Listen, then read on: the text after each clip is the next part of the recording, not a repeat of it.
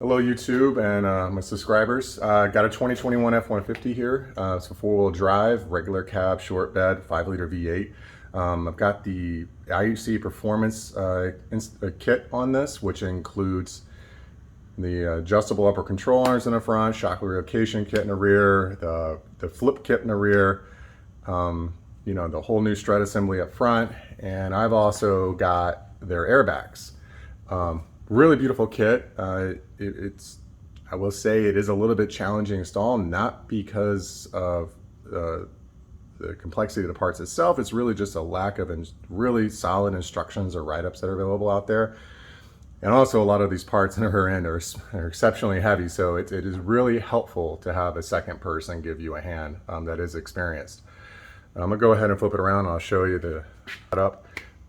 You can see here the QA1 double adjustable shock relocation kit in the rear. Really good looking setup. You have to remove the spare tire to get it to fit. I went ahead and removed the spare tire bracket assembly that raises and lower it. There's no reason to have that there. It's just gonna be something spinning around, make noise. The upper part, super simple to install, nothing complex there. The lower part here, not really difficult. Again, you have to relocate some of the brake line, the hard brake line here. Not super difficult. When you do this install, don't tighten everything up all at once. You're gonna wanna tighten everything once you got it on the ground and the suspension is settled. This truck is, I guess, more unique compared to probably a lot of other trucks in the fact that if I've got 373 gears in this from Ford, so it came with the 9.75 inch rear end. Because of that, this bracket over here has to be really trimmed a lot more than what the IHC instructions call for. IHC, I think, believed to design this kit around 8.8, and there is more space between the center part of the rear end and then this bracket. So I had to take this completely out to the max, even had to trim this tab itself, grind it down, and even on the brake line goes on the back that's plastic, it's got a big rubber grommet around there. You're actually gonna have to trim that as well. Once you trim that, you can be able to get it to fit, no problem. Another key thing to note is, like I said, there's not a lot of good instruction out there when it comes to the traction bars. You can see up here how the assembly goes. It's not really hard to figure out, but this will give you a good idea. Again, don't tighten anything. You're gonna want to tighten everything once it's on the ground. Come back to the back here, you can see the components that came with the kit, new U-bolts, new bottom plate for which the traction bar bolts into. Do not tighten this stuff down unless you have this traction bar in here with this bolt. Otherwise, it will cause this to distort. So I had a defective traction bar and where the threads up here were seized. So they had to send me another one, but I went to torque it down anyways, just to drive the truck, put some miles on it, and it warped the plate. So it's an important thing to note. And also, these things get torqued down a lot. I did mine in like 5 stages up to 120 foot-pounds. Another important thing to note, saddle here. Make sure you get the saddle installed the right direction. When I did the installation at first, I had the saddle backwards. So that pushed the rear end forward probably a good inch. And so I didn't realize it until after the fact, get it down the ground, look over the side. I'm like, wow, that looks funny. Took it back apart, flipped the saddles around, and it moved the rear end back. So again, it's an easy mistake to make, a lot of work to have to try to fix. Some other things, important things to note is if you're doing the installation of the airbags, make sure that your airbag lines stay away from your exhaust pipe. I didn't have an exhaust on here when I put the airbags in, and my airbag line went right over the top of the exhaust and it melted it. So had to redo that. Not a big deal, but just something to keep in mind. Rounding those airbag lines, you want to try to stay ahead, think about the future, about when you're doing that installation of your airbags. You're going to do that. If you're going to do airbags, do them when you're doing this kit, because otherwise you have to take everything back apart in order to get this bottom plate in. It's also really important to note that the upper brackets they go in a very specific direction too. You'll have a P for the passenger side and a D for the driver's side. Make sure that these ears are facing up. If you don't, the airbags are not going to be lined up properly. Again, simplest mistake to make. Just a lack of documentation out there how to install all this stuff, and I made that error. It looked like it was supposed to be right by having it flipped the other way. Like I said, overall, very nice kit.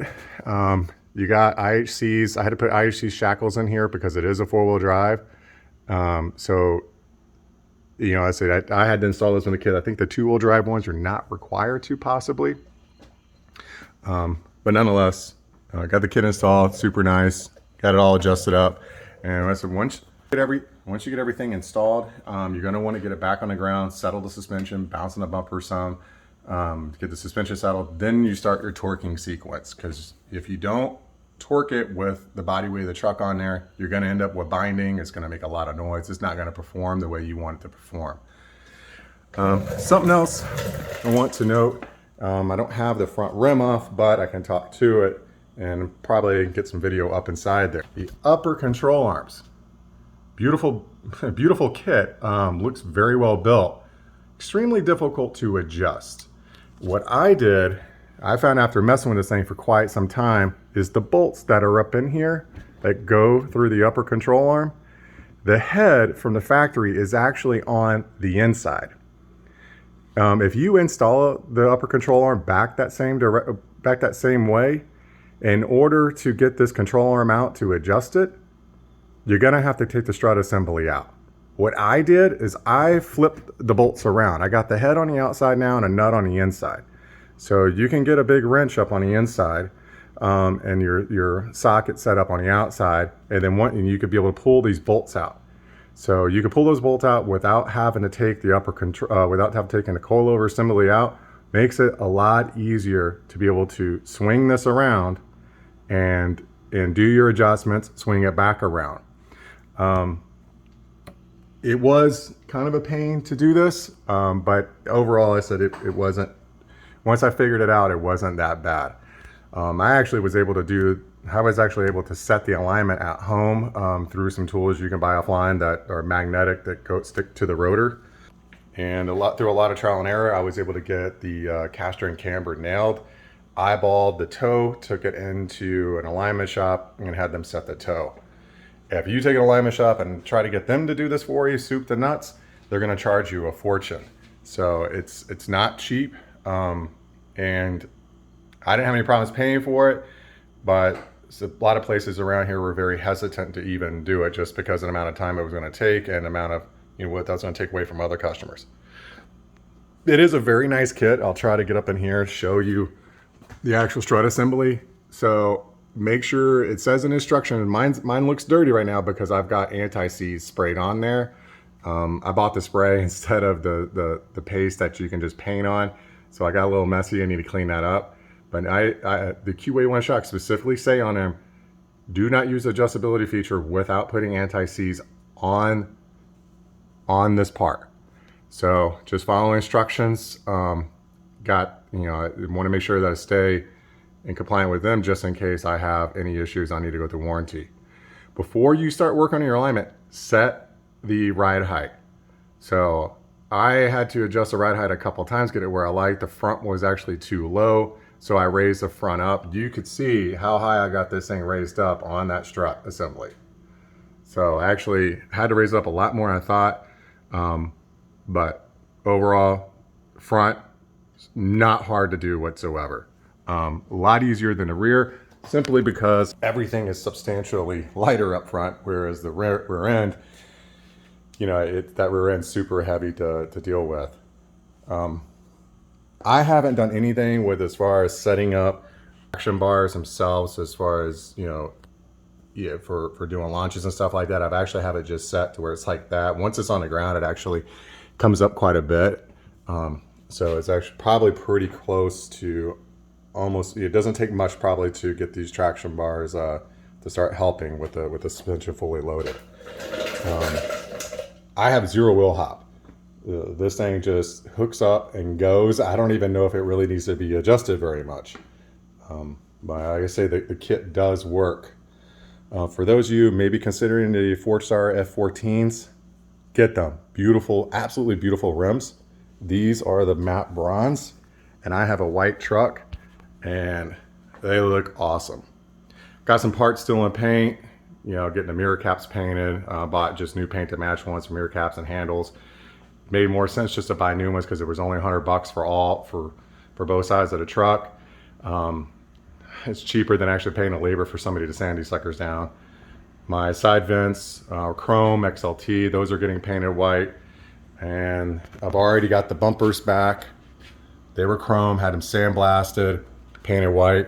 And I've got an STX grill that's being painted as we speak as well too. So hopefully I have that back next week. Go around to the back, got the back bumper painted as well already. And got the tailgate handle assembly painted. This one, had to get them to sand it down and paint it. Much more cost efficient than to buy a whole nother one that's paint to match. All right, I hope you guys enjoyed the video. Hope this helps. If you have any questions with your install, feel free to hit me up and I'll be glad to help anybody walk them through some of the challenges you may be experiencing. Hopefully it make it a lot easier for you. A lot easier than what it was for me. It was a lot of trial and error. I will say having a 2-post lift immensely helped the process. Could not tell you how many times I raised and lowered this truck just to get everything done. And everybody, have a great day.